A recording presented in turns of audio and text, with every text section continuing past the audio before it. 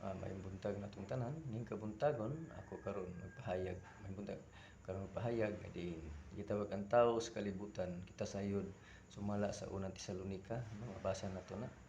nga ang tao dunay gitawag, 5:20 man sila na, wala, 23, dunay lawas kalag og espiritu, ug ang tao sa kalibutan, dili gayud ing mulungtad hangtod moagdad og mga kapingdas 120 o 150 butang talang o 200 wala na luya na kayo kasagaran ang tao gyud ubos na lang siguro ng awata kay balo basta sumala sa Hub kapitulo 14 bersikulo 1 kun ang tao ipanganak ngadto sa tao amo na ng babae atong nanay na mubo na lang ang iyang kinabuhi adi mubo na sa ato pa kay mubo moabalik gyud ngadto sa Dios sumala sa Ecclesiastes chapter 12 verse 7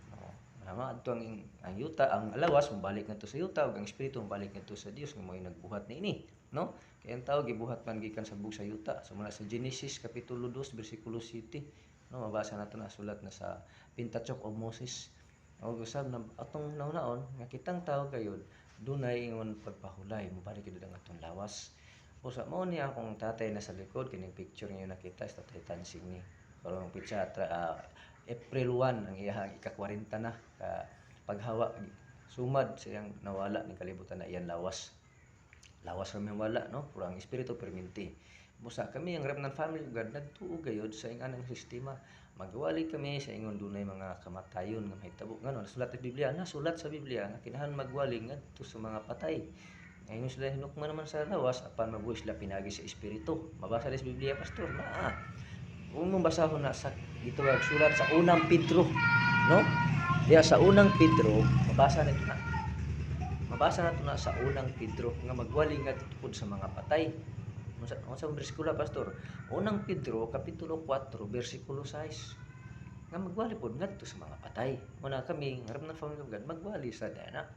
sa amo po na nga relihiyon wa maingon nga madaw pod sa relihiyon kung unsa pod inyong malakad sa inyong ritual okay lang pod respeto lang kinahanglan doon natin respeto sa usa susihon unsa mga pagtulunan susihon pod ang balang kasulatan ug uban pa mga libro kung unsa gayud ang angay buhaton so nagpaabot lang ko ani para dili matinga uban nga naa day bersikulo nga magwali pod ngadto sa mga patay unang Pedro 4:6 kana lang ug may bundag natong tanan God bless us sa anta nakapaabot ko niyo mga pagtulunan ang Dios kanato magapanalangin follow like and share of my Facebook account salamat po salamat